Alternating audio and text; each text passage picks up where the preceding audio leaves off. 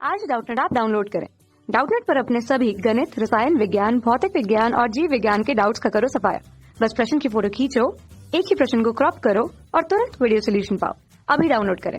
Hello friends, यहाँ पर हमें एक प्रश्न दिया हुआ है। देखिए प्रश्न हमारा इस प्रकार से है, निम्न का संक्षिप्त वर्णन कीजिए। हमें 4 दिए गए हैं।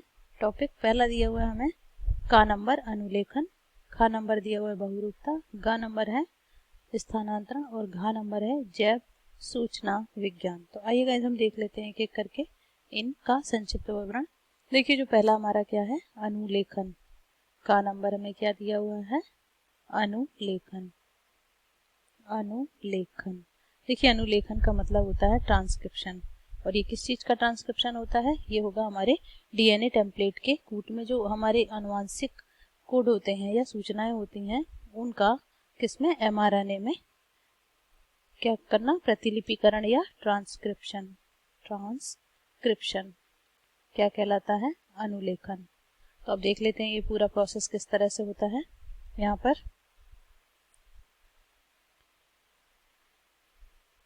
अनुलेखन, तो हम देख लेते हैं। देखिए अनुलेखन में होगा क्या, यहाँ पर ये होगा कि जो डीएनए का हमारा टेम्पलेट होता है, क्या होता है, डीएनए का रज्जुक, रज्जुक या टेम्पलेट बोलते हैं हम जिसको, उस पर क्या होता है, कूट के रूप में आनुवांशिक सूचनाएं होती हैं। क्या होती हैं, कूट के रूप में जो कूट पाए जाते हैं। और कूट में होता ही क्या है, इंफॉर्मेशन होती है कौन सी, आनुवांशिक सूचना। कौन सी होती है, आनुवांशिक सूचना। और उस सूचना से, आनुवांशिक सूचना का कूट का किस में करना, एमआरएनए में प्रतिलिपिकरण। किसमें, एमआरएनए में कूट का एमआरएनए में प्रतिलिपिकरण। प्रतिलिपिकरण क्या कहलाता है, हमारा अनुलेखन कहलाता है। अब देख लेते हैं इस प्रक्रिया में होता क्या है। इस प्रक्रिया में सबसे पहले क्या आएगा, आरएनए पॉलीमरेज नामक एंजाइम हम यूज करेंगे। क्या करेंगे इसमें, आरएनए पॉलीमरेज, आरएनए पॉलीमरेज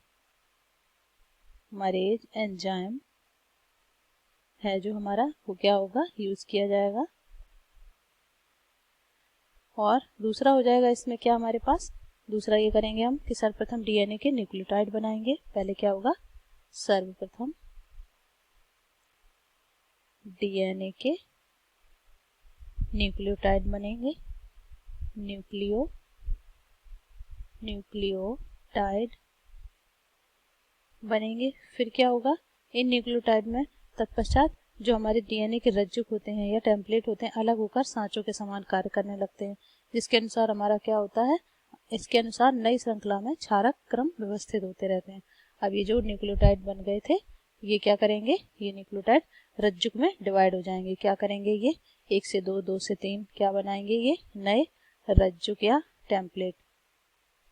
ये क्या करेंगे, रज्जुक में डिवाइड होते जाएंगे। और डिवाइड होने के बाद इनमें क्या होगा, समान कार्य जिस सांचे की तरह कार्य करेंगे। इससे फिर और नए बनते चले जाएंगे, फिर और बनेंगे, फिर और बनेंगे। इस तरह से डैश डैश डैश करके हम दिखा देते हैं। यहाँ पर क्या होगा, कई सारे बन जाएंगे क्या, डीएनए के टेम्पलेट। इसी को देखिए प्रतिलिपिकरण ही हमारा क्या है, अनुलेखन है या ट्रांसक्रिप्शन है। इसमें एमआरएनए में डीएनए के जो कोड होते हैं डीएनए के टेम्पलेट पर, तो इसमें हमारी क्या होगी, एक नई श्रृंखला बनती चली जाएगी। तो इसी को, और इस श्रृंखला में हमारे हाइड्रोजन बंध भी ऐड होंगे। नई श्रृंखला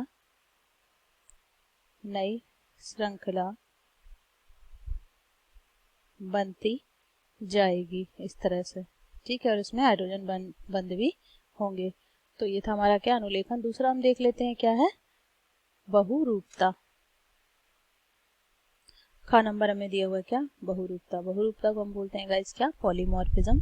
पॉलीमॉर्फिज्म देखिए क्या होता है, इसमें क्या होगा कि जीन में जो हमारे आनुवांशिक उत्परिवर्तन होते हैं, या हम ये कह सकते हैं कि बहुरूपता का मतलब होता है जीन के, सिंपल भाषा में जीन के रूपों में चेंज होना, जीन के रूपों में परिवर्तन। और अब ये किस तरह से होगा परिवर्तन, ये देखिए जो जीन होता है हमारा, ये जीन क्या करता है, इसमें आनुवांशिक, या तो आनुवांशिक उत्परिवर्तन होगा, क्या होगा, या तो आनुवांशिक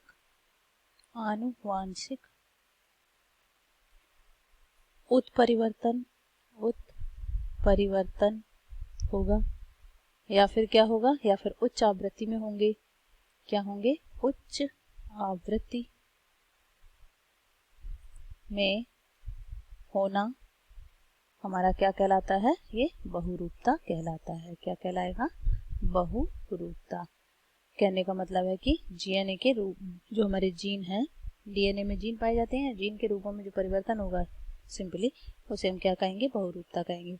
ऐसे जो परिवर्तन होते हैं या उत्परिवर्तन डीएनए के परिवर्तित होने के कारण ही होते हैं। इसमें जीन के रूपों में परिवर्तन कैसे आएगा? जो हमारा डीएनए है कैसे आएगा? डीएनए के अनुक्रमों में परिवर्तन के कारण, डीएनए के अनुक्रमों में परिवर्तन के कारण उत्पन्न होते हैं ये बहुरूपता। ठीक है, और ये जो बहुरूपता उत्पन्न एक बार हो जाती है तो ये क्या करती है? ये पीढ़ी दर पीढ़ी क्या होती है? वंशागत होती है। थोड़ा सा इसे ऊपर कर लेते हैं। ये क्या होगी? ये पीढ़ी दर पीढ़ी वंशागत होगी। पीढ़ी दर पीढ़ी वंशागत होती है और ये बहुरूपता का कारण बनती है। बहुरूपता देखिएगा अनेक प्रकार की होती है तथा इसमें एक ही न्यूक्लियोटाइड में अथवा बृहत स्तर पर परिवर्तन होते हैं। एक ही न्यूक्लियोटाइड हमारा जो है वो किसमें चेंज हो जाएगा? कई रूपों में, तो हम उसे क्या कहेंगे? बहुरूपता। तीसरा हमारा देख लेते हैं क्या है। गा नंबर हमें दिया हुआ है स्थानांतरण। क्या दिया हुआ है? स्थानांतरण। स्थानांतरण गाइस क्या है देख लेते हैं। स्थानांतरण में आ जाएगा हमारा, इसी को हम क्या कहेंगे? ट्रांसलेशन। क्या कहेंगे? ट्रांसलेशन। ट्रांसलेशन। अब देख लेते हैं ट्रांसलेशन क्या होता है। यहाँ पर देखिए होगा क्या, यहाँ पर सबसे पहले जो हमारा mRNA है वो, तो इसमें क्या था, जो हमारा mRNA है वो क्या करेगा? mRNA के जो न्यूक्लियोटाइड होते हैं उनकी श्रृंखलाओं का जो अमीनो अम्ल है, क्या है? अमीनो अम्ल। यहाँ पर देख लेते हैं mRNA न्यूक्लियोटाइड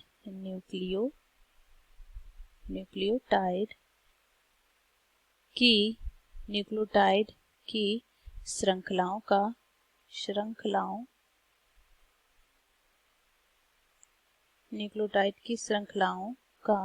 अमीनो अम्ल की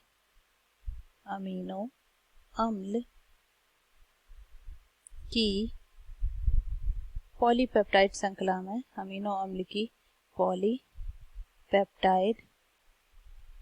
पॉलीपेप्टाइड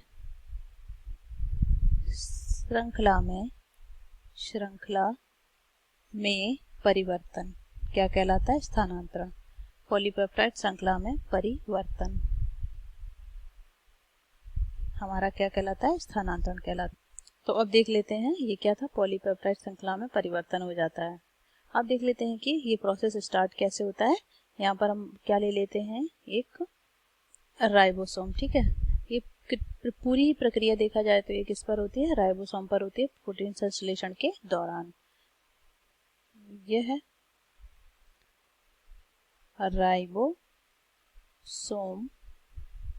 राइबोसोम पर होने वाली प्रक्रिया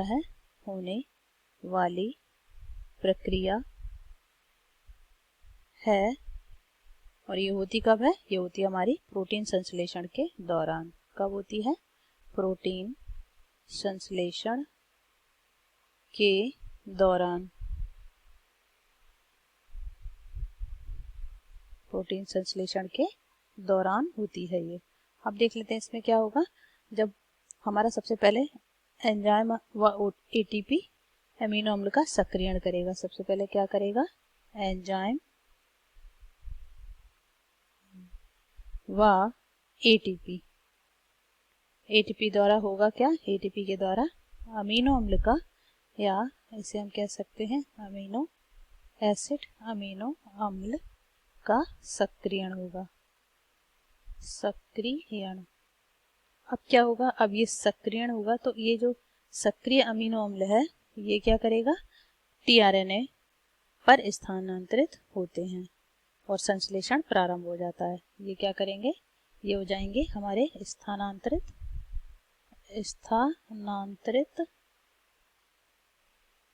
किस पर होगा, टीआरएनए पर। किस पर, टीआरएनए पर। और यहाँ पर होगा क्या, यहाँ पर संश्लेषण स्टार्ट हो जाएगा। क्या होगा, संश्लेषण प्रारंभ हो जाता है। फिर क्या होता है, तत्पश्चात पॉलीपेप्टाइड अनुक्रम निर्धारित होते हैं। फिर इनके बाद जैसे ही हमारा ये संश्लेषण स्टार्ट हुआ, फिर इसके बाद हो जाते हैं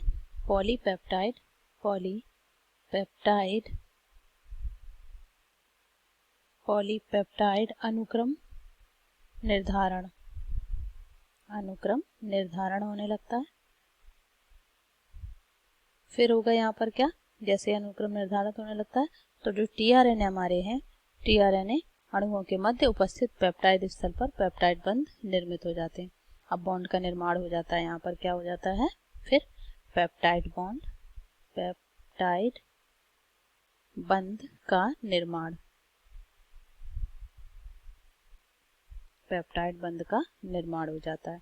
तो ये था हमारा क्या, स्थानांतरण। अब देख लेते हैं फोर्थ हमें दिया हुआ था, या इसे हम बोलेंगे घ नंबर हमें क्या दिया हुआ था, जैव सूचना विज्ञान। क्या दिया हुआ था, जैव सूचना विज्ञान, या गाइस इसी को हम क्या बोलेंगे, बायो इन्फॉर्मेटिक्स। क्या बोलेंगे, बायो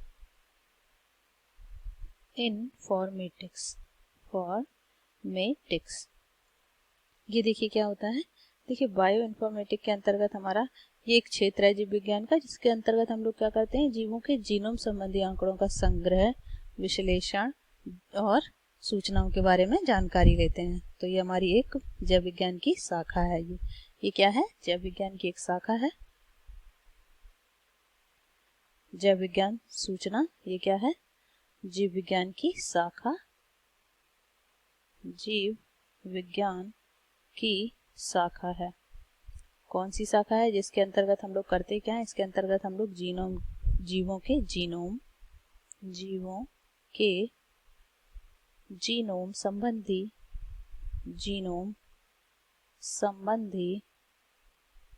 आंकड़ों का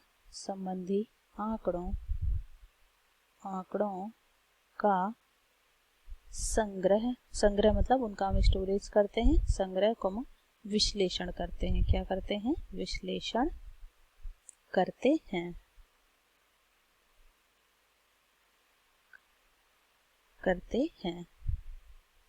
थोड़ा सा और ऊपर कर लेते हैं इसका,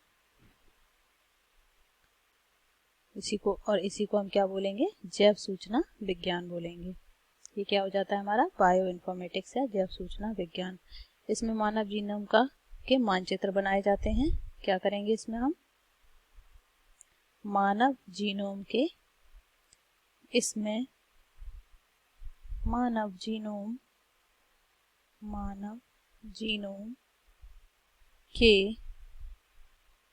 क्या बनाए जाते हैं, इसमें मानचित्र बनाए जाते हैं। मानचित्र मैपिंग की जाती है एक तरह से के देखा जाए तो, जीनोम के मानचित्र बनाए जाते हैं।